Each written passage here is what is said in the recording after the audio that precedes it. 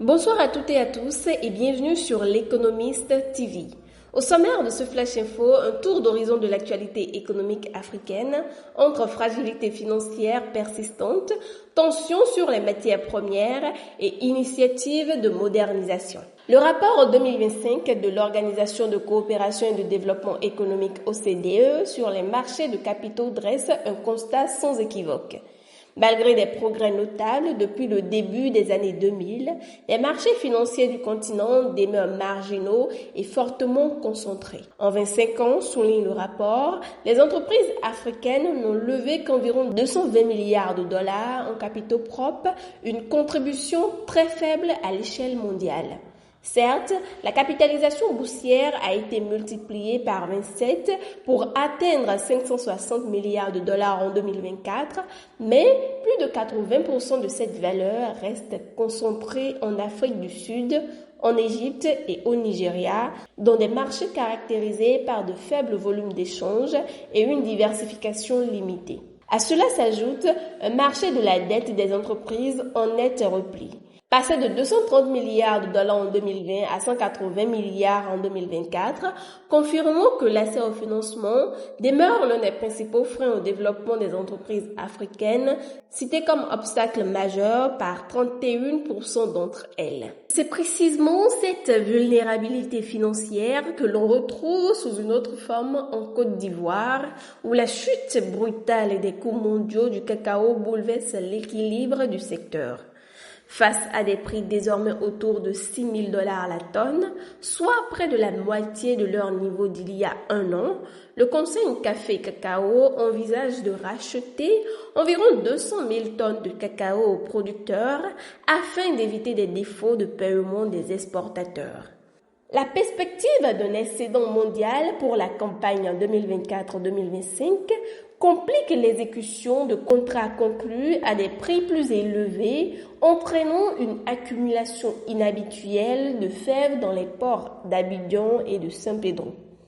Dans ce contexte tendu, le régulateur multiplie les échanges avec les entreprises à risque et pourrait intervenir via la filiale TransCaoCi, une opération qui, si elle se concrétise, rappellerait le sauvetage coûteux de 2016-2017, évalué à plus de 200 milliards de francs CFA, alors même que la production ivoirienne est attendue en hausse à 1,85 million de tonnes. Parallèlement, les fragilités du système financier se manifestent également en Afrique centrale. Dans la zone CEMAC, le rapport de surveillance multilatérale 2024 de la Commission met en lumière la situation préoccupante de plusieurs établissements bancaires.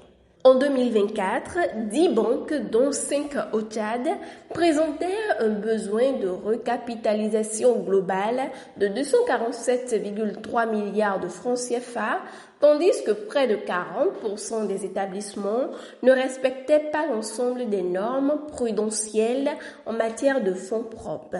Cette sous-capitalisation accroît la vulnérabilité du secteur face au choc économique, d'autant que le traitement des banques en difficulté reste lent en raison d'une application partielle des décisions de la COBAC par certaines autorités nationales. Si les ratios de liquidité sont globalement respectés, les manquements répétés à la norme de division individuelle des risques illustrent les limites structurelles d'un secteur pourtant en croissance avec une hausse de 11,5% des bilans en 2024.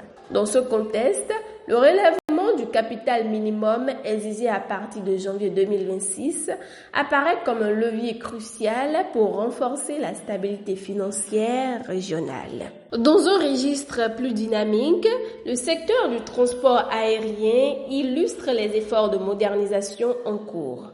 En Angola, la compagnie publique TAJ a réceptionné en décembre 2025 un Airbus A220-300 de 137 places, une étape clé de son plan stratégique 2024-2029, visant à renouveler une flotte vieillissante et à améliorer l'expérience des passagers. L'objectif est ambitieux, porter la flotte à 50 avions et tripler le nombre de passagers annuels pour atteindre 3 millions d'ici 6 ans. Cette stratégie s'appuie également sur un accord de partage de code avec South African Airways et sur le rôle central que la compagnie devra jouer dans l'alimentation du nouveau hub international de Luanda, conçu pour accueillir jusqu'à 15 millions de passagers par an. Un projet structurant pour la diversification de l'économie angolaise au-delà du pétrole.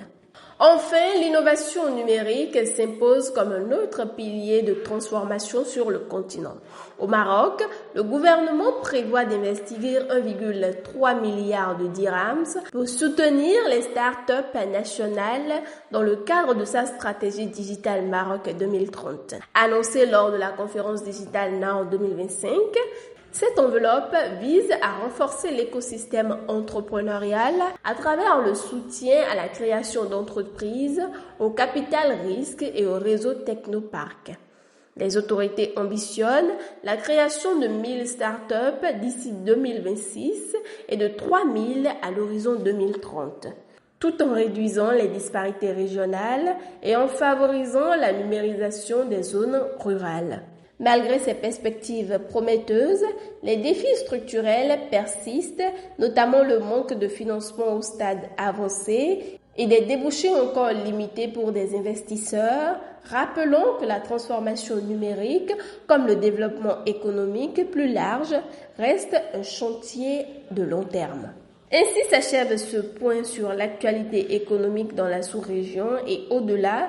Merci de nous avoir suivis. Pour rester informés en temps réel et ne rien manquer de nos analyses, retrouvez-nous sur l'ensemble de nos plateformes digitales.